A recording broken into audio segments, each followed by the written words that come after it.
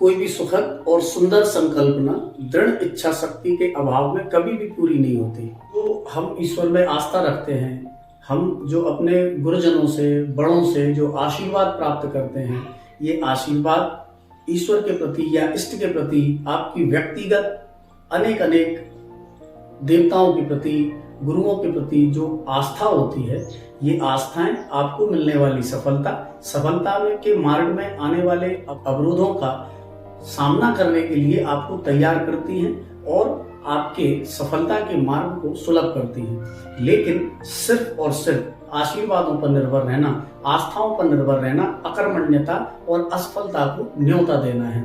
कोई भी व्यक्ति सफल नहीं हो सकता यदि वो केवल और केवल आशीर्वाद, केवल और केवल आस्थाओं पर निर्भर रहे।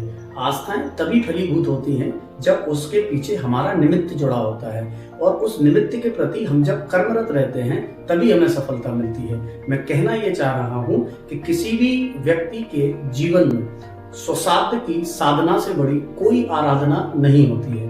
हर एक व्यक्ति को अपने साध्य की आराधना और उसकी साधना पूर्ण निष्ठा भाव से करना चाहिए। ये प्रत्याभूति इस बात की है कि आप सफल होंगे, लेकिन केवल आस्थाओं पर, केवल आशीर्वादों पर निर्भर रहना इस बात की प्रत्याभूति या गारंटी नहीं है कि आप सफल हो ही जाएंगे। हाँ, ये आपके सफलता के मार्ग को सुगम बना देंगे।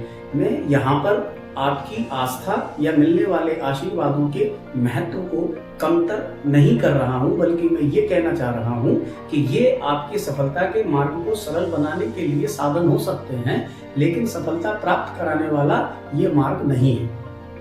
आपको अपने सफलता के मार्ग पर निरंतर गतिमान रहना पड़ेगा, निरंतर चलायमान रहना पड़ेगा, तभी आप सफलता प्राप्त कर पाएंगे। और ये जरूरी है क्योंकि इससे दो नुकसान होते हैं। नुकसान क्या होता है उस बात को समझो जरा। जब आप सिर्फ आशीर्वाद पर निर्भर होते हैं, जब आप अपने साध्य की साधना नहीं कर रहे होते हैं, तो इस बात की बिल्कुल गारंटी नहीं होती है कि आप सफल होंगे। आप 101% आप असफल ही होंगे। इससे नुकसान ये होगा कि जब तक ये आपकी ईश्वर के प्रति जो थोड़ी बहुत आस्था आपकी सफलता से पहले उनसे जुड़ी थी, या आपकी सच्चाई का सामना होने से पहले ईश्वर से जो आस्था जुड़ी थी, वो आस्था पूर्ण रूप से टूट जाती है। और वहां पर हम ईश्वर को दोष देना शुरू कर देते हैं कि हमने कहां कहां मत्थे नहीं टेके, हमने कहां कहां प्रार्थनाएं नहीं की, हमने कहां कहां सफलता के लिए प्रार्थनाएं नहीं की, लेकिन हम सफल नहीं हुए। अब सफल होंगे भी कैसे? क्योंकि ईश्वर भी ये नहीं कहता है कभी कि आप सिर्फ मुझसे जुड़ो या मुझे मानो। ईश्वर कहता है कि आप मेरी मानो। ईश्वर हमसे कहता है कि आप अपने कर्म, अपने साध्य के प्रति हमेशा निष्ठावान रहिएगा। आप जब अपने कर्म करेंगे तो ईश्वर आपको जरूर फलीभूत करेगा, लेकिन आप अपने कर्म से विमुख होकर केवल भक्ति मार्ग पर उतरते हैं, या आप कर्मरत ना होकर सफलता के सपने देखते हैं और ईश्वर पर विश्वास रखकर आस्था करते हैं, या ये उम्मीद रखते हैं कि वो आपको सफल करा देंगे, तो मेरा ये मानना है कि वो आपको सफल नहीं करा पाएंगे। इसीलिए आपकी आस्था भी कहीं चोटिल होगी, और जब आपकी भावनाएं आहत होगी तो आप नास्तिक के मार्ग को अपना लेंगे, आप अनिश्वरवादी हो जाएंगे, जो कहीं ना कहीं आपको ही नुकसान देने वाला है। तो मैं फाइनली ये कहना चाह रहा हूँ कि आशीर्वाद प्राप्त करें।